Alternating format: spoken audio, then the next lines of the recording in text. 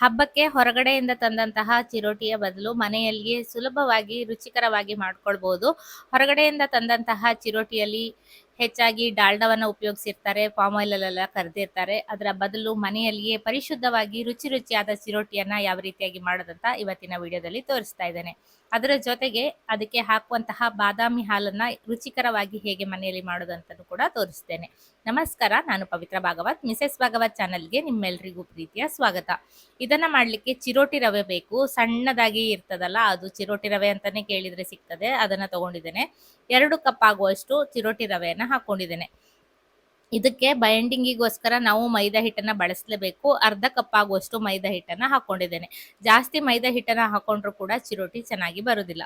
ಹಾಗೆ ಚಿಟಿಕೆ ಉಪ್ಪನ್ನ ಹಾಕೊಂಡಿದ್ದೇನೆ ರುಚಿಯ ಬ್ಯಾಲೆನ್ಸಿಗೋಸ್ಕರ. ಮತ್ತೆ ತುಪ್ಪವನ್ನ ಹಾಕಿ ನಾನು ಇದನ್ನ ಕಲ್ಸ್ಕೊಳ್ತಾ ಇದ್ದೇನೆ. ತುಪ್ಪದ ಬದಲಾಗಿ ಬೆಣ್ಣೆಯನ್ನು ಕೂಡ ಕರಗಿಸಿ ಉಪಯೋಗಿಸ್ಬೋದು. ಬೆಣ್ಣೆಯನ್ನ ಹಾಕಿದ್ರೆ ಚಿರೋಟಿ ಸ್ವಲ್ಪ ಬಣ್ಣ ತುಂಬಾ ಚೆನ್ನಾಗಿ ಬರ್ತದೆ. ನಾನು ತುಪ್ಪವನ್ನ ಹಾಕೊಂಡಿದ್ದೇನೆ. ಬೆಣ್ಣೆ ಜಾಸ್ತಿ ಇತ್ತು ಅಂದ್ರೆ ನೀವು ಬೆಣ್ಣೆ ಹಾಕಿ ಕಲ್ಸ್ಕೊಳ್ಳಿ, ಚೆನ್ನಾಗಾಗ್ತದೆ. 2 ಟೇಬಲ್ ಚಮಚ ಆಗುವಷ್ಟು ತುಪ್ಪವನ್ನ ಹಾಕೊಂಡಿದ್ದೇನೆ. 1 ಕಪ್ಪಿಗಾದ್ರೆ 1 ಟೇಬಲ್ ಚಮಚ ಅಳತೆ. ಇದನ್ನ ಚೆನ್ನಾಗಿ ಮೊದಲಿಗೆ ತಿಕ್ಕಿ ಕಲ್ಸ್ಕೊಂಡು ನಂತರ ನೀರನ್ನ ಹಾಕಿ ಕಲ್ಸ್ಕೊಳ್ಬೇಕು. ನಾನು ಈಗಾಗಲೇ ಹೇಳಿದ ಹಾಗೆ ಹೊರಗಡೆ ಎಲ್ಲ ಮಾಡೋದಾದ್ರೆ ಇದಕ್ಕೆ ಡಾಲ್ಡಾವನ್ನೇ ಬಳಸ್ತಾರೆ. ನೀವು ಡಾಲ್ಡಾ ಬಳಕೆ ಅಡ್ಡಿಲ್ಲ ಅಂತಿದ್ರೆ ಡಾಲ್ಡಾವನ್ನ ಹಾಕಿ, ಆಗ ಸ್ವಲ್ಪ ಲೇಯರ್ ಆಗಿ ಎಲ್ಲ ಬರ್ತದೆ. ಅದು ಉಬ್ಬಿ ಬರೋದು ನಾವು ಡಾಲ್ಡಾವನ್ನ ಬಳಸಿದಾಗ. ಇದು ಅಷ್ಟು ಉಬ್ಬಿ ಬರುವುದಿಲ್ಲ, ಆದ್ರೆ ಚೆನ್ನಾಗಿ ಬರ್ತದೆ, ರುಚಿ ಚೆನ್ನಾಗಾಗ್ತದೆ. ತಿನ್ನೋದ್ರಿಂದ ಆರೋಗ್ಯಕ್ಕೆ ಸ್ವಲ್ಪನೂ ಕೆಡುಕಿಲ್ಲ. ನೀರನ್ನ ಹಾಕಿ ಕಲ್ಸ್ಕೊಂಡಿದ್ದೇನೆ. ಚಪಾತಿ ಹಿಟ್ಟಿನ ಹದದಲ್ಲಿ ಇರಲಿ. ರವೆ ನೆನೆದ ನಂತರ ಸ್ವಲ್ಪ ಗಟ್ಟಿಯಾಗಿ ಬರ್ತದೆ, ಹಾಗಾಗಿ ಸ್ವಲ್ಪ ಮೆತ್ತಗೆ ಕಲ್ಸ್ಕೊಂಡಿದ್ದೇನೆ. ಈ ರೀತಿ ಕಲಸಿ ಇದಕ್ಕೆ ಒಂದು ಬಟ್ಟೆಗೆ ನೀರನ್ನ ಹಾಕಿ ಒದ್ದೆ ಮಾಡಿ, ಒದ್ದೆ ಬಟ್ಟೆಯನ್ನ ಮುಚ್ಚಿ ಇಡಬೇಕು. ಹಿಟ್ಟು ಒಣಗಬಾರ್ದು. ಹಿಟ್ಟು ಒಣಗಿದ್ರೆ ಚೆನ್ನಾಗಾಗುದಿಲ್ಲ. ನೋಡಿ, ಇಷ್ಟು ಮೆತ್ತಗೆ ಕಲಸಿದ್ದೇನೆ. ನಂತರ ಒದ್ದೆ ಬಟ್ಟೆ ಮಾಡಿ ಅದಕ್ಕೆ ಮುಚ್ಚಿ ಇಟ್ಟಿದ್ದೇನೆ. ಒಂದು ಅರ್ಧ ಗಂಟೆ ನೆನ್ಕೊಳ್ಳಿ. ಈಗ ಅದಕ್ಕೆ ಸಾಟಿಯನ್ನ ಮಾಡ್ಲಿಕ್ಕೆ ನೋಡಿ ಬೆಣ್ಣೆಯನ್ನ ತಗೊಂಡಿದ್ದೇನೆ. ಬೆಣ್ಣೆ ಮೆತ್ತಗಾಗಿ ಇರಬೇಕು. ನೀವು ಫ್ರಿಜ್ಜಲ್ಲೆಲ್ಲ ಇಟ್ಟ ಬೆಣ್ಣೆ ಆದ್ರೆ ಒಂದು ಸ್ವಲ್ಪ ಹೊತ್ತಿಗೆ ಮುಂಚೆ ತೆಗೆದು ಹೊರಗಡೆ ಇಟ್ಕೊಳ್ಳಿ. ನಂತರ ಅದನ್ನ ಚೆನ್ನಾಗಿ ಈ ರೀತಿ ಕಲಿಸ್ಬೇಕು. ಅದನ್ನ ಬೀಟ್ ಮಾಡಬೇಕು. ಈ ರೀತಿ ಕಲಸಿದಾಗ ಬೆಣ್ಣೆಯ ಬಣ್ಣ ಎಲ್ಲ ಬೆಳ್ಳಗಾಗ್ತಾ ಬರ್ತದೆ. ಅರಿಶಿಣ ಇದ್ದ ಬೆಣ್ಣೆ ಎಷ್ಟು ಬೆಳ್ಳಗಾಗಿದೆ ನೋಡಿ. ಈಗ ಇಷ್ಟಾದ ನಂತರ ಇದಕ್ಕೆ ಅಕ್ಕಿ ಹಿಟ್ಟನ್ನ ಸೇರಿಸ್ಕೊಳ್ತಾ ಇದ್ದೇನೆ. ಅಕ್ಕಿ ಹಿಟ್ಟನ್ನ ಹಾಕಿದ್ರೆ ಸ್ವಲ್ಪ ಎಣ್ಣೆಯಲ್ಲಿ ಅದರ ಅಂಶ ಬಿಡ್ತದೆ. ನಿಮ್ಗೆ ಅಕ್ಕಿ ಹಿಟ್ಟು ಬೇಡ ಅಂದ್ರೆ ಬರೀ ಇದ್ರಲ್ಲೇ ಮಾಡ್ಕೊಳ್ಬಹುದು. ಅಕ್ಕಿ ಹಿಟ್ಟು ಸೇರಿಸೋದ್ರಿಂದ ಗರಿ ಗರಿ ಆಗ್ತದೆ ಅಂತ ಹಾಕುದು ಅಂತ ಹೇಳ್ತಾರೆ. ಅಕ್ಕಿ ಹಿಟ್ಟು ಹಾಕದೇ ಇದ್ರೆ ನನ್ನ ಅನಿಸಿಕೆ ಪ್ರಕಾರ ತುಂಬಾನೇ ಚೆನ್ನಾಗಾಗ್ತದೆ. ನಾನು ಅಕ್ಕಿ ಹಿಟ್ಟನ್ನ ಹಾಕಿ ಮಾಡಿದೆ. ಮುಂಚೆನೂ ಕೂಡ ನಾನು ಅಕ್ಕಿ ಹಿಟ್ಟನ್ನ ಬಳಸಿದ್ದೆ, ಆದ್ರೆ ಅದಷ್ಟು ಎಣ್ಣೆಯಲ್ಲಿ ಬಿಟ್ಟು ಬಂದಿರ್ಲಿಲ್ಲ. ಆದ್ರೆ ಈ ಸಲ ಸ್ವಲ್ಪ ಎಣ್ಣೆಗೆ ಅದರ ಅಕ್ಕಿ ಹಿಟ್ಟಿನ ಅಂಶ ಬಿಟ್ಟು ಬಂದಿತ್ತು. ಬೇಡ ಅಂದ್ರೆ ಸ್ಕಿಪ್ ಕೂಡ ಮಾಡ್ಕೊಳ್ಬಹುದು. ಈ ರೀತಿ ಕಲಸಿ ಸಾಟಿಯನ್ನ ರೆಡಿ ಮಾಡಿ ಇಟ್ಕೊಂಡಿದ್ದೇನೆ. ಅರ್ಧ ಗಂಟೆ ನಂತರ ಹಿಟ್ಟು ಚೆನ್ನಾಗಿ ನೆಂದಿರ್ತದೆ. ಅದರ ಉಂಡೆಯನ್ನ ಮಾಡ್ಕೊಳ್ತಾ ಇದ್ದೇನೆ. 2 ಕಪ್ ಹಿಟ್ಟಲ್ಲಿ 6 ಉಂಡೆಗಳನ್ನ ನಾನು ಮಾಡ್ಕೊಂಡಿದ್ದೇನೆ. ದೊಡ್ಡದಾಗಿಯೇ ಮಾಡಿಕೊಂಡು ಹಿಟ್ಟಿನಲ್ಲಿ ಅದ್ದಿ ಲಟ್ಸ್ಕೊಳ್ಬೇಕು. ಸಾಧ್ಯವಾದಷ್ಟು ಉದ್ದವಾಗಿ ಲಟ್ಸಿದಾಗ ಇದು ಎಲ್ಲ ಕಡೆಗೂ ಲೇಯರ್ ತುಂಬಾ ಚೆನ್ನಾಗಿ ಬರ್ತದೆ. ರೌಂಡ್ ಆಗಿ ಲಟ್ಸ್ಕೊಂಡ್ರೆ ಏನಾಗ್ತದೆ ಅಂದ್ರೆ ಅದನ್ನ ನಾವು ಕಟ್ ಮಾಡುವಾಗ ಕೆಲವೊಂದು ಕಡೆ ಲೇಯರ್ ಕಡಿಮೆ ಆಗ್ತದೆ. ಹಾಗಾಗಿ ಉದ್ದವಾಗಿಯೇ ಲಟ್ಸ್ಕೊಳ್ಳಿ ಸಾಧ್ಯವಾದಷ್ಟು.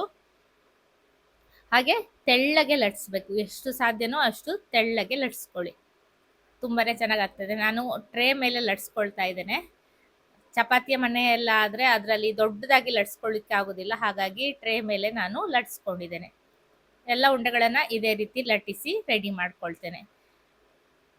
ಒಂದ್ರ ಮೇಲೆ ಒಂದು ಹಾಕೊಳ್ಳಿಕ್ಕೆ ಹೋಗ್ಬೇಡಿ. 2-3 ಲಟ್ಸಿ ಇಟ್ಕೊಂಡಾಗ ಒಂದ್ರ ಮೇಲೆ ಒಂದು ಹಾಕೊಂಡ್ರೆ ಒಂದಕ್ಕೊಂದು ಅಂಟುವ ಸಾಧ್ಯತೆ ಇರ್ತದೆ. ಸಪ್ರೇಟ್ ಆಗಿ ಇಟ್ಕೊಳ್ಳಿ. ನಂತರ ಅದರ ಮೇಲ್ಗಡೆ ಮಾಡಿರುವಂತಹ ಸಾಟಿಯನ್ನ ಚೆನ್ನಾಗಿ ಹಚ್ಚಬೇಕು. ಒಂದೊಂದು ಹಾಳೆಗೂ ನಾವು ಈ ರೀತಿ ಸಾಟಿಯನ್ನ ಹಚ್ಚಬೇಕು. ಹಾಗಾಗಿ ಸಾಟಿಯನ್ನ ಸ್ವಲ್ಪ ಜಾಸ್ತಿಯಾಗಿ ಮಾಡ್ಕೊಳ್ಬೇಕು.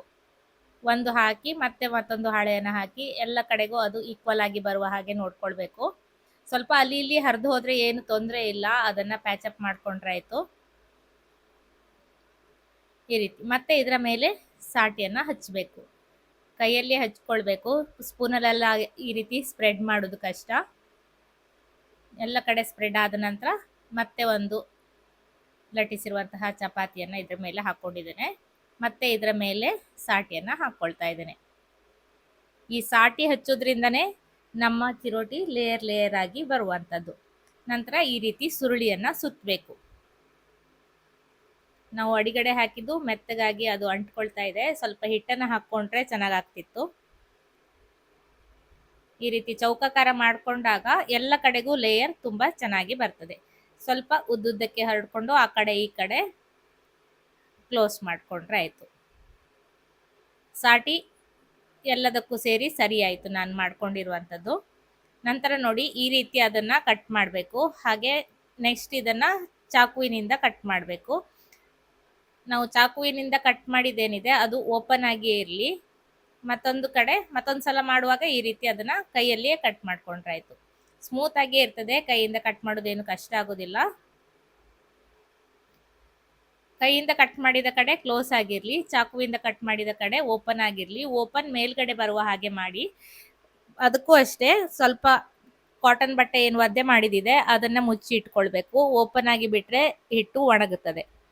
ನಂತರ ನಾನು ಬಾಳೆ ಎಲೆ ಮೇಲೆ ಎಣ್ಣೆಯನ್ನ ಸವರ್ಕೊಂಡು ಅದನ್ನ ಕೈಯಲ್ಲಿಯೇ ಈ ರೀತಿ ತಟ್ಕೊಳ್ತಾ ಇದ್ದೇನೆ. ಸ್ಮೂತ್ ಆಗಿ ಇರ್ತದೆ, ಮತ್ತೆ ಹಿಟ್ಟನ್ನೆಲ್ಲ ಹಾಕಿ ಲಟ್ಸುವ ಅವಶ್ಯಕತೆ ಇರುವುದಿಲ್ಲ. ನಾವು ಬೆಣ್ಣೆ ಎಲ್ಲ ಹಾಕಿರೋದ್ರಿಂದ ತುಂಬಾ ಚೆನ್ನಾಗಿ ತೆಳ್ಳಗೆ ತಟ್ಲಿಕ್ಕೆ ಬರ್ತದೆ. ಸ್ವಲ್ಪ ದಪ್ಪ ಇರಲಿ, ತುಂಬಾ ತೆಳ್ಳಗೆ ಮಾಡ್ಕೊಂಡ್ರೆ ಚಪ್ಪಟೆಯಾಗಿ ಹೋಗೋ ಸಾಧ್ಯತೆ ಇರ್ತದೆ.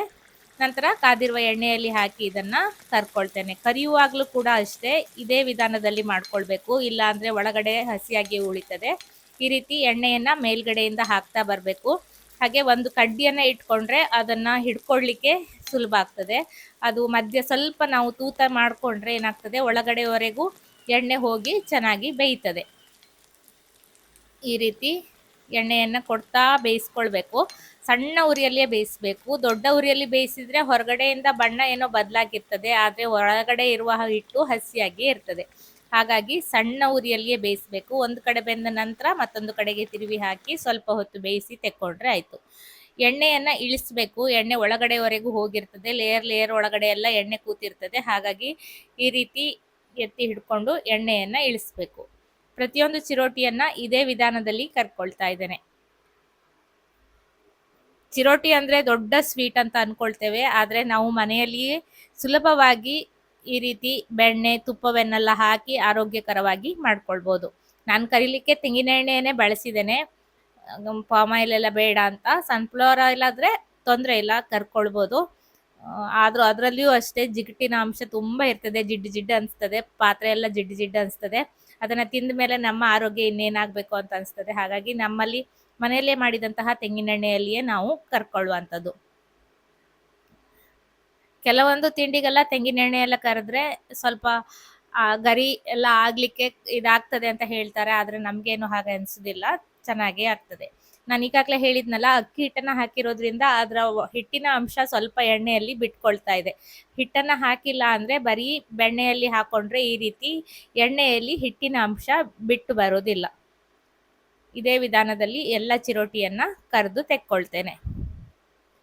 ಎಷ್ಟು ಚೆನ್ನಾಗಿ ಬಂದಿದೆ ಅಲ್ವಾ? ಖಂಡಿತ ನೀವು ಟ್ರೈ ಮಾಡಿ ನೋಡಿ ಮನೆಯಲ್ಲಿ. ಈ ಸಲ ಹಬ್ಬಕ್ಕೆ ಚಿರೋಟಿಯನ್ನ ಮನೆಯಲ್ಲಿಯೇ ಮಾಡ್ಕೊಳ್ಳಿ. ಇದಕ್ಕೆ ಬೇಕಾದ ಬಾದಾಮ್ ಹಾಲನ್ನ ಮಾಡ್ಕೊಳ್ಳಿಕ್ಕೆ ನಾನು ಈಗಾಗಲೇ ಬಾದಾಮಿಯನ್ನ ನೆನೆಸಿ ಅದರ ಸಿಪ್ಪೆಯನ್ನೆಲ್ಲ ತೆಗೆದಿಟ್ಕೊಂಡಿದ್ದೆ. ಒಂದು 15-20 ಬಾದಾಮಿ, ನಂತರ ಒಂದು 4 ಏಲಕ್ಕಿಯನ್ನ ಅದಕ್ಕೆ ಹಾಕಿ ನುಣ್ಣಗೆ ನೀರನ್ನು ಸೇರಿಸಿ ರುಬ್ಕೊಳ್ತೇನೆ. ನಂತರ 2 ಕಪ್ ಆಗುವಷ್ಟು ಹಾಲನ್ನ ಹಾಕೊಂಡಿದ್ದೇನೆ. ಇದಕ್ಕೆ ರುಬ್ಬಿರುವಂತಹ ಬಾದಾಮಿಯ ಪೇಸ್ಟ್ ಏನಿದೆ ಅದನ್ನ ಹಾಕೊಳ್ತಾ ಇದ್ದೇನೆ. ಬಾದಾಮ್ ಪೌಡ್ರನ್ನೆಲ್ಲ ಹಾಕಿ ಮಾಡ್ಕೊಳ್ಬೋದು, ಆದ್ರೆ ಈ ರೀತಿ ಬಾದಾಮಿಯನ್ನ ರುಬ್ಬಿ ಹಾಕಿ ಮಾಡಿದಾಗ ರುಚಿ ಇನ್ನೂ ಚೆನ್ನಾಗಿ ಬರ್ತದೆ. ಹೊರಗಡೆ ತಂದ ಬಾದಾಮ್ ಪೌಡ್ರಲ್ಲಿ ಸ್ವಲ್ಪ ಸಕ್ಕರೆ ಅಂಶನೇ ಜಾಸ್ತಿ ಇರ್ತದೆ. ಮನೆಯಲ್ಲಿ ಮಾಡ್ಕೊಂಡ ಪೌಡ್ರ್ ಆದ್ರೆ ಪರವಾಗಿಲ್ಲ, ಆದ್ರೆ ರುಬ್ಬಿದಾಗ ಅದರ ಹಾಲಿನ ಥಿಕ್ನೆಸ್ ಕೂಡ ಜಾಸ್ತಿ ಆಗ್ತದೆ. 3 ಟೇಬಲ್ ಚಮಚ ಆಗುವಷ್ಟು ಸಕ್ಕರೆಯನ್ನು ಹಾಕೊಂಡಿದ್ದೇನೆ. ಸ್ವಲ್ಪ ಜಾಸ್ತಿನೇ ಸಕ್ಕರೆಯನ್ನು ಹಾಕೊಳ್ಬೋದು. ನಂತರ ನೆನೆಸಿಟ್ಟಿರುವಂತಹ ಕೇಸರಿಯ ದಳಗಳನ್ನ ಹಾಕಿ ಕುದಿಸ್ಕೊಳ್ತಾ ಇದ್ದೇನೆ. ಚಿರೋಟಿ ಸಪ್ಪೆ ಆಗಿರೋದ್ರಿಂದ ಈ ಹಾಲು ಸ್ವಲ್ಪ ಸಿಹಿ ಆಗಿದ್ರೆ ಚೆನ್ನಾಗಾಗ್ತದೆ. ನೀವು ಬೇಕಾದ್ರೆ ಮತ್ತೊಂದು 2 ಟೇಬಲ್ ಚಮಚ ಆಗುವಷ್ಟು ಸಕ್ಕರೆಯನ್ನ ಸೇರಿಸ್ಕೊಳ್ಬೋದು. ಕುದಿತಾ ಇದ್ದ ಹಾಗೆ ದಪ್ಪ ಆಗ್ತಾ ಬರ್ತದೆ ನೋಡಿ. ಇಷ್ಟು ದಪ್ಪವಾಗಿ ಆಗಿದೆ. ತುಂಬಾನೇ ಪರಿಮಳ ಭರಿತವಾಗಿರ್ತದೆ. ರುಚಿಯೂ ಕೂಡ ತುಂಬಾನೇ ಸೂಪರ್ ಆಗಿ ಆಗ್ತದೆ. ಚಿರೋಟಿಯನ್ನ ಮಾಡಿ ಇದೇ ವಿಧಾನದಲ್ಲಿ ಬಾದಾಮ್ ಹಾಲನ್ನು ಕೂಡ ಮಾಡ್ಕೊಳ್ಳಿ. ನಂತರ ಕಟ್ ಮಾಡಿಟ್ಟಿರುವಂತಹ ಬಾದಾಮಿಯನ್ನ ಕೊನೆಯಲ್ಲಿ ಹಾಕಿ ಮಿಕ್ಸ್ ಮಾಡ್ಕೊಂಡಿದ್ದೇನೆ. ಈಗ ಚಿರೋಟಿಯನ್ನ ಸರ್ವ್ ಮಾಡುವ ಟೈಮ್.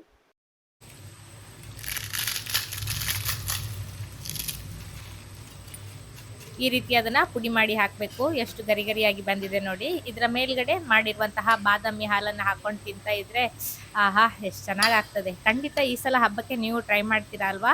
ಇವತ್ತಿನ ವಿಡಿಯೋ ಇಷ್ಟ ಆದರೆ ಲೈಕ್ ಮಾಡಿ, ಶೇರ್ ಮಾಡಿ, ಅನಿಸಿಕೆಯನ್ನು ಕಮೆಂಟಲ್ಲಿ ತಿಳಿಸಿ. ಹಾಗೆ ಚಾನಲನ್ನು ಸಬ್ಸ್ಕ್ರೈಬ್ ಮಾಡಿಕೊಂಡು ಸಪೋರ್ಟ್ ಮಾಡಿ. ಮತ್ತೊಂದು ರೆಸಿಪಿಯೊಂದಿಗೆ ಬರ್ತೇನೆ. ಅಲ್ಲಿವರೆಗೂ ನಮಸ್ಕಾರ.